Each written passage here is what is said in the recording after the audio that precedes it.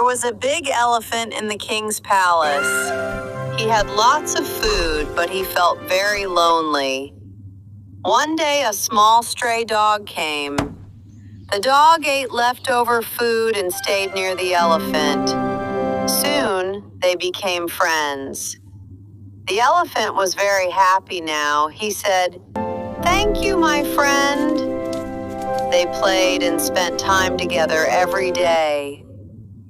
One day, a farmer came and took the dog away.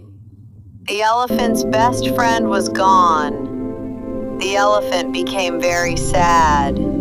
He stopped eating and drinking. The king saw the sad elephant. He found out the reason and told his men. I understand now. Bring the dog back! The dog came back.